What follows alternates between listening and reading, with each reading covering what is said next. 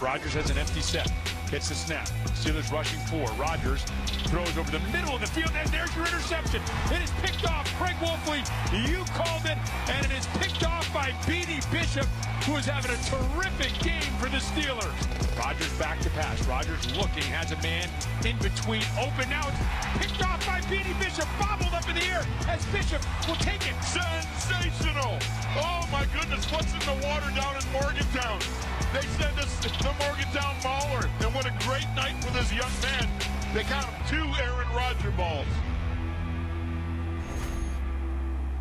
Not just 1, but 2 interceptions for Steelers undrafted rookie Beanie Bishop Jr., in addition to 6 tackles that he had in that game last week against the Jets. A big week for Beanie. He continues right here, making his debut on the Insiders with me, Tom Pelissero, as well as Ian Rappaport. Beanie, just watching those highlights back, you got like a 30-second highlight reel from one game halfway through your rookie career. Like, what's this like being you in this moment, man? Man, it's great. The preparation that we put in, and just to see it all, coming into fruition. Just being able to go out there and play amongst the best guys, and just to live the dream of playing football on Sundays. It's great. One of our previous guests on the Insiders, Kirby Joseph, great safety for the Detroit Lions, also picked off Aaron Rodgers twice. He still has the balls, and in fact, when we interview him, he were like, "Yeah, here it is. It's right here." Do you have those footballs? And just picking off Aaron Rodgers himself, like, what significance did that have for you?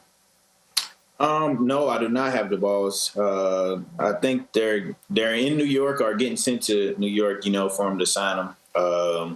And it just means, picking off a Hall of Fame quarterback. Well, any quarterback in the NFL is great. But for my first one and my second one to come off a Hall of Famer is great, and a story that I'm going to be able to tell my kids and grandchildren.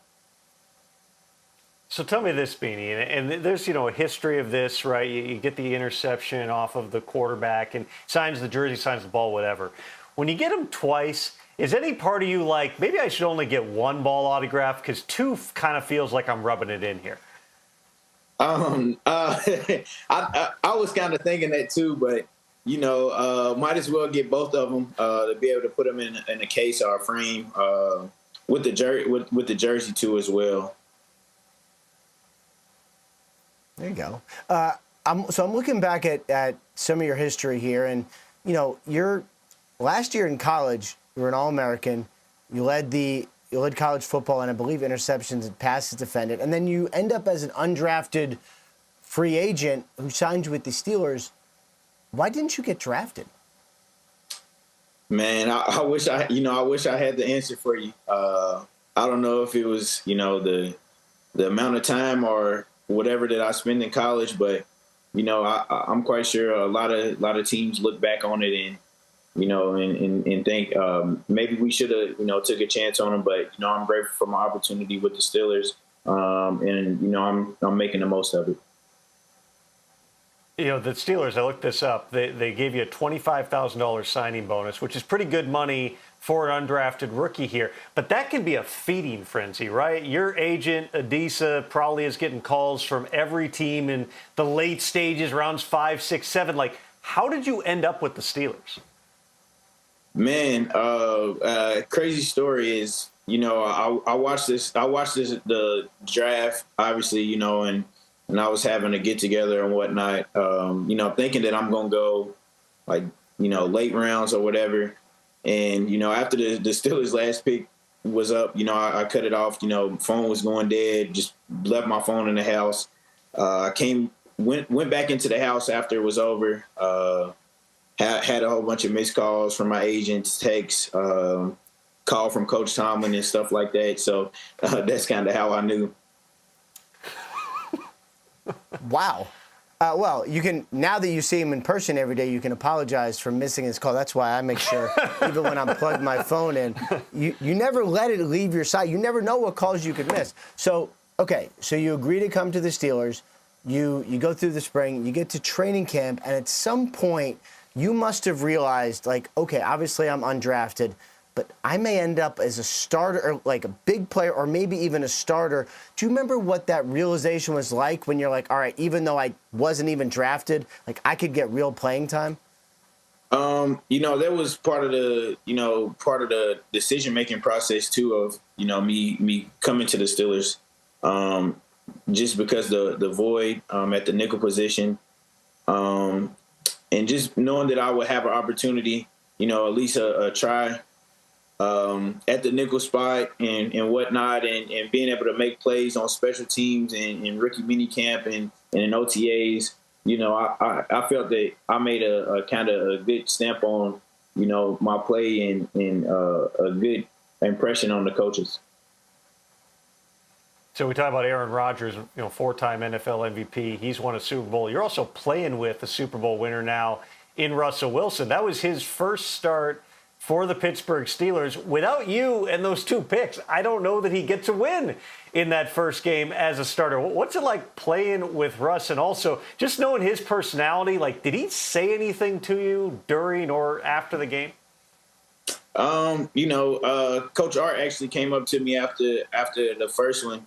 We got points, and then after the second one, he was like, man, you got 2 assists on the night. So, they just, kind of playing complimentary football. And that was the biggest thing. And, Russ, me and him talk a little bit. He's always like, man, come on. We counting on you and things like that. So, just trying to keep my confidence and stuff like that up, and making sure, that I'm always in tune of stuff that's going on. Like, even when Russ wasn't playing, he would sit in on some of the meetings, and, especially when we played the Broncos, giving us tips and things like that. It's always helpful to have that extra voice. You got a ton of extra voices on that defense. I mean, that is a star-studded defense from Minkah, who's back there with you, TJ, Highsmith. What's the biggest lesson or takeaway you've gotten from some of the stars who helped make this defense one of the best in the NFL? The way that they prepare, the way that they take care of their bodies, and like when I first got to Pittsburgh, I'm like, man, I'm on a team with, Russ, Justin, TJ, Minkah, Cam, like all of those guys. And I'm just like, man, I get to be in the room with Minkah, DJ, Deshaun, KZ, and all of those guys. And I just look, not really trying to get on their nerves or anything, but just look at the way that they prepare. I asked Minkah, like, how do you study film, things like that, and just watch those guys take care of their body, be one of the last people out of the building, one of the first people in, and things like that, and just try to take some of those things to, hopefully have a long NFL career. Last thing for you real quick, Beanie, before we let you go. I know a lot of times guys get nicknames as kids when they're really young and they just kind of stick forever. You're coming off a 2-interception game against Aaron Rodgers and the Jets. Are you still cool being Beanie for the rest of your career? Because right now would be a good time if you want to go back to Shannon. Nah, yeah, I'm cool. I'm cool with Beanie. I can't really, stick behind Shannon for real. My mom only calls me that when she's mad and things like that. So I'll stick with Beanie. Well, don't get Mike Tomlin calling you that, too. Just keep up getting the picks. Everything's going to be good. Beanie Bishop, thanks a lot for being here, man. Thank you. Thanks, man.